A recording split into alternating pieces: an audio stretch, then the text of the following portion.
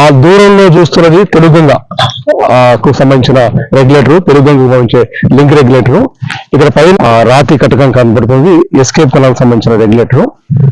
ఇక్కడ మనం చూస్తున్నది ఎస్ఆర్బిసి రెగ్యులేటర్. తర్వాత ఇక్కడ చూస్తున్నది జిఎన్ఎస్ఎస్ రెగ్యులేటర్. ఈ బనకచెర్ల కాంప్లెక్స్ దగ్గర నుండి 44,000 క్యూసెక్కులు తీసుకురావాలని చెప్పి ఆ రోజు వైఎస్ రాజశేఖర రెడ్డి గారు దీన్ని వెడల్పు చేశారు. ఎన్టీ రామారావు గారు, అంజయ్య గారు కలిసి కట్టిన రెగ్యులేటర్ అయితే పోతిరెడ్డిపాటి రెగ్యులేటర్ అయితే 11,000 క్యూసెక్కులే ఉండింది. వైఎస్ రాజశేఖర రెడ్డి గారు వచ్చిన తర్వాత జిఎన్ఎస్ఎస్ ప్రాజెక్టు తీసుకురావాలని, తర్వాత జిఎన్ఎస్ఎస్ నుండి అందులో కీలకమైన గండికోట నుండి మైలవరానికి నీళ్లు ఇవ్వాలని, పైడిపోలానికి నీళ్లు ఇవ్వాలని, చిత్రావతి బ్యాలెన్స్ రిజర్వాయర్కి నీళ్లు ఇవ్వాలని నిర్ణయం తీసుకున్న సందర్భంలో ఈ కాంప్లెక్స్ దగ్గర నుండి శ్రీశైలం నుండి పోతిరెడ్డిపాటి నుండి 30 రోజుల్లో 120 టీమ్స్ నీళ్లు తీసుకురావాల్సిన అవసరం ఏర్పడింది. దానికోసం ప్రతిరోజు 4 టీమ్స్ నీళ్లు తీసుకోవాలనుకుంటే పోతిరెడ్డిపాటి హెడ్ రెగ్యులేటర్ను కూడా 4 టీమ్స్ సామర్థ్యం పెంచడం కోసం 44,000కు పెంచారు. ఎస్ఆర్ఎంసీని కూడా 44,000 క్యూసెక్లకు పెంచారు. ఇక్కడ కూడా అదే నిర్మాణాల్లో పాతగా ఉన్న తెలుగంగ, ఎస్కేప్ కెనాల్, ఎస్ఆర్బిసి రెగ్యులేటర్కి అదనంగా జిఎన్ఎస్ఎస్ రెగ్యులేటర్ కట్టారు. అంటే కట్టడం ఉద్దేశం ఏంటంటే దీని ద్వారా ఆ రోజు 5,000 క్యూసెక్లే తీసుకుంటున్నాం, ఆ రెగ్యులేటర్ కట్టుకుంటే 17,000 క్యూసెక్కులు తీసుకోవచ్చు అని నిర్ణయం తీసుకొని కట్టుకున్నారు. ఎస్ఆర్బిసి రెగ్యులేటర్ వచ్చే కాలం ఈ విధంగా కిందికి వస్తూ ముందుకు ఇటువైపు పోతుంది. అదేవిధంగా జిఎన్ఎస్ నుండి వచ్చే రెగ్యులేటర్ కాలం కూడా కొంచెం ముందుకు పోయి 250 మీటర్ల దగ్గర 2 కాలువలు కలిసి ఒకటి గోరకలకు పోతాయి. కనుక ఈ నేపథ్యంలో అక్కడి నుండి అంటే ఇక్కడ కింద 250 మీటర్ల నుండి 22,000 క్యూసెక్కుల సామర్థ్యంతో పెంచే కాలువ నిర్మాణం చేశారు. అయితే ఎన్టీ రామారావు గారికి వారసులుగా వచ్చిన చంద్రబాబు నాయుడు గారు కానీ, లేదా రాజశేఖర రెడ్డి గారికి వారసులు వచ్చిన జగన్మోహన్ రెడ్డి గారికి కానీ ఈ బనకచెర్ల కాంప్లెక్స్ యొక్క అవసరము, ఆవశ్యకత ఎందుకు కట్టారనేది పూర్తిగా అర్థం చేసుకున్నారో లేదో అన్న భావన మాకు కలుగుతోంది. ఇక్కడికి వచ్చిన తర్వాత చూస్తే ఇక్కడ 44,000 క్యూసెక్కులు నీళ్లు వస్తున్నప్పటికీ కూడా అక్కడ తెలుగంగ నుండి 15,000 క్యూసెక్కులు తీసుకుంటే వెలుగోడు రిజర్వాయర్కు 15,000 క్యూసెక్కులు చేరిన తర్వాత వెలుగోడు నుండి మద్రాస్ కాలువ ద్వారా ఏదైతే బ్రహ్మసాగర్కి నీళ్లు పోవాలో, సోమశిలకు నీళ్లు పోవాలో, కండలీరుకు నీళ్లు పోవాలో, పూటికి నీళ్లు పోవాలో 15,000 క్యూసెక్కులతో కాకుండా కేవలం 5,000 క్యూసెక్కులు నీళ్లు పోయే మద్రాస్ కాలువ మాత్రమే అక్కడ ఉంది. ఈ సామర్థ్యం పెంచినప్పుడు దాన్ని కూడా 15,000కు పెంచకపోవడం వల్ల తెలుగంగ ద్వారా వెలుగోడు రిజర్వాయర్కు 15,000 క్యూసెక్కులు తీసుకుపోయినప్పుడు కూడా అక్కడ ఉండిన మద్రాస్ కాలువ సామర్థ్యం 5,000 అవడం వల్ల మిగిలిన 10,000 క్యూసెక్కులను తీసుకొచ్చి గాలేరులోకి పోస్తున్నారు. అంటే గాలేరులోకి పోయడం అంటే అది కుంది నదిలోకి చేర్చే కార్యక్రమాన్ని వదిలిపెట్టారు. అంటే తెలుగంగ ద్వారా పోతున్న నీళ్లు సమాజం అంతా, ప్రపంచం అంతా తెలుగంగకు పోతున్నాయనుకుంటే తెలుగంగ 5,000 పోతే 10,000 కుందిలోకి పోసేస్తున్న వైనాన్ని దాచిపెట్టారు ఈ వారసులుగా వచ్చిన వాళ్ళనేది స్పష్టంగా అర్థమవుతుంది. అదేవిధంగానే ఈ రోజు ఏదైతే ఎస్ఆర్బిసి రెగ్యులేటర్ను అంజయ్య గారు ప్రపంచ బ్యాంకు నిధులతో కట్టించి ఇక్కడ కాలువ తీసుకొచ్చారు. ఈ కాలువ ఎక్కడ పడుతుంది? ఇక్కడ ఉన్న నిపుణవాగు, ఇదంతా నిపుణవాగు, కేసీ కెనాల్ నీళ్లు పోయే నిపుణవాగులో ఉండి ఇక్కడ కింద బ్రిడ్జి కట్టి అక్కడక్కడ కట్టి దాని కింద నుండి ఎస్ఆర్బిసి కాలువ తీసుకొచ్చిన వైనం ఉండి ఇక్కడ నుండి గోరకలకు పోవాల్సి ఉంటే జగన్మోహన్ రెడ్డి గారు 2022లో దీన్ని ఒక జీవో లేకుండా ఏం లేకుండా పూర్తి చేశారు. దీన్ని అంతా కూడా కంప్లీట్ గా 250 మీటర్లు పూర్తి చేసి ఆ ఎస్ఆర్బిసి కాలువ అడ్డకట్టను కూడా తెగ్గొట్టి ఎస్కేప్ ఛానల్లో వేశారు. అంటే ఎస్కేప్ ఛానల్లో వచ్చే 15,000 కాకుండా ఎస్ఆర్బిసి నుండి పోయే 15,000 క్యూసెక్కులు కూడా కుందిలోకి డైవర్ట్ చేసేలాగా చేశారు. ఎందుకు చేశారు? ఆయన 20,000 క్యూసెక్కులు నేను పోతిరెడ్డిపాటికి తీసుకొస్తా ఉంటున్నారు. పోతిరెడ్డిపాటికి 20,000 క్యూసెక్కులు తీసుకొచ్చే వీలుందా? ఆయన చెప్పిన జీవో ప్రకారం కూడా రాయలసీమ ఎత్తిపోతల పథకం ప్రకారం కూడా చూసుకుంటే 854 అడుగులకు తక్కువ ఉన్నప్పుడు మాత్రమే 3 టీమ్స్ నీళ్ళు తీసుకొస్తా ఉన్నారు. అంటే ఎప్పుడు కూడా 33,000 క్యూసెక్ల కంటే పారవు. 854 పైన అదనంగా ఉన్నప్పుడు కూడా 44,000 క్యూసెక్ల కంటే అదనంగా నీళ్లు తీసుకురాలేరు. అంటే ఎటువంటి పరిస్థితుల్లో కూడా 44,000 క్యూసెక్లకు తీసుకురాలేని పరిస్థితులు ఉన్న సందర్భంలో 20,000 క్యూసెక్లు తీసుకొస్తామని చెప్పి కుందు వైపు 30,000 క్యూసెక్లకు డైవర్ట్ చేసేలాగా కాలువలు విధ్వంసం చేసి తీసుకొని పోయిన పైన మనకు స్పష్టంగా కనబడుతుంది. సరే, అది చేశారు. ఇటువైపు ఎస్ఆర్బిసి కాలువలో జిఎన్ఎస్ఎస్ నుండి పోయే దాంట్లో ఇక్కడ నుండి 22,000 పోవాల్సిన దాంట్లో 22,000 క్యూసెక్లు పోతున్నాయంటే దాంట్లో అనేక స్ట్రక్చర్స్ అడ్డముండడం వల్ల 20,000 క్యూసెక్లు కూడా పోవడం లేదు.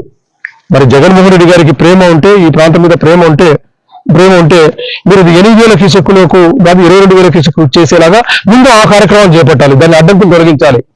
ఈ అడ్డంకులు తొలగించకుండా ఈ రెగ్యులేటర్ను కూడా ప్రపంచ బ్యాంకు డైవర్ట్ చేశారంటే వీళ్ళకి రాయలసీమ మీద ప్రేమ ఉందా అనేది ఒక అర్థమవుతుంది.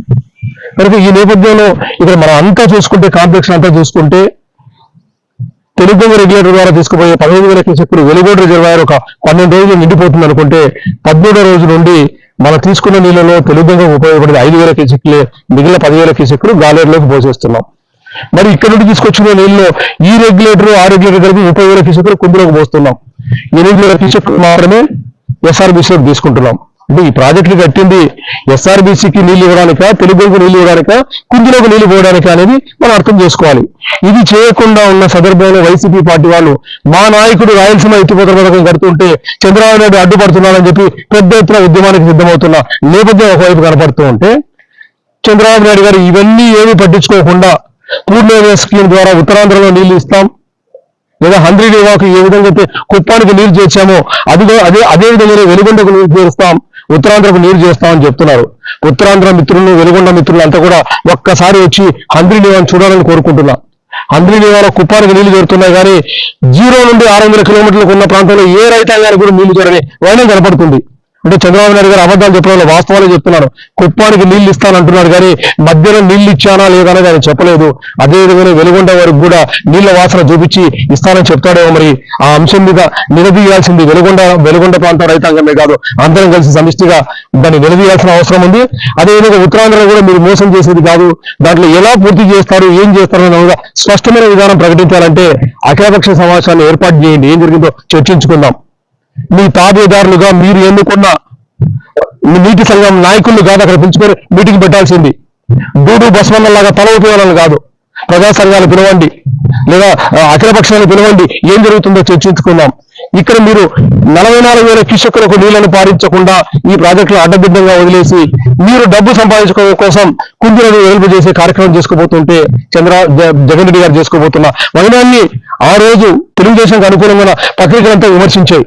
మరి ఈ రోజు తెలుగుదేశం ప్రభుత్వం అధికారంలోకి రాగానే అదే పత్రికలు స్పష్టంగా ఒక మాట మాట్లాడుతున్నాయి. దార్శనికుడైన చంద్రబాబు నాయుడు గారు 100 నివాను పూర్తి చేసేశారు. మరి 100 నివాలు 0 నుండి 600 కిలోమీటర్లు నీళ్లు పారకపోయినా అది పూర్తి చేశారని వాళ్ళు రాస్తున్నారు. అదేవిధంగా గండికోటకు నీళ్లు పోతున్నాయి, గండికోట నుండి సర్వరాయసాగర్ నీళ్లు పోతున్నాయి, మైలవరానికి నీళ్లు పోతున్నాయి, వాంజికొండకు నీళ్లు పోతున్నాయి అని చెప్పి రాసుకుంటూ చేయవలసిన కార్యక్రమం అంతా కొందరు వెలిపోయని చెప్పి కార్యక్రమం ఒకటి చేసుకుంటూ పోతున్నారు. అంటే ఏమి దుర్మార్గం. ఎవరు ప్రభుత్వం అధికారంలోకి వస్తే వాళ్ళు రాయలసీమ ప్రజల నోట్లో మట్టి కొట్టి ఆ నీళ్ళన్నీ కుందులో తీసుకొని పోయి మీరు మట్టి పని చేసుకొని డబ్బులు సంపాదించుకొని ఆ నీళ్ళన్నీ నెల్లూరు వైపు సోమశిల కట్లేరు నింపుతారో లేదో తెలియదు, సముద్రానికి మాత్రం 200 టీమ్స్ ని పారబోస్తూ ఈరోజు మా కేసీ కెనాల్ కాలం ఎండిపోయింది. ఇక్కడ అంతా కూడా మీరు ఒక్క చుక్క నీళ్లు పారవల్ల మీరు ఏదైనా చేయాలనుకుంటే ఆ కేసీ కెనాల్ నీళ్లు పారాలనుకుంటే మీరు ఈ రోజు గుండ్రేవాడ కట్టి ఉండాల్సింది. మీరు రాష్ట్ర విభజన కంటే ముందే అనుమతి వచ్చిన గుండ్రేవాడ ప్రాజెక్టు DPR తయారైంది. మరి ఆ ప్రాజెక్టు ఎందుకు కట్టలేదు? మీరు 2019లో దానికి శంకుస్థాపన చేశారు.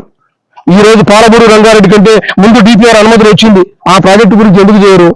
ఈ రోజు మీరు ఇద్దరు రహస్యంగా చర్చించుకున్న దాంట్లో మనం బేసిజాలు లేకుండా మనం సామరస్యంగా సమస్యలు పరిష్కరిస్తామంటున్నప్పుడు ముందుగా చంద్రబాబు నాయుడు గారు మాట్లాడాల్సింది గుండ్రేవాడ గురించి మాట్లాడాలి. గుండ్రేవాడ కట్టుకుంటే కేసీ కెనాల్కి ఈ ప్రాంతంలో ఈ అడిగంటి పోయి ఈ కాలం అంతా కూడా నీళ్లు వస్తాయి.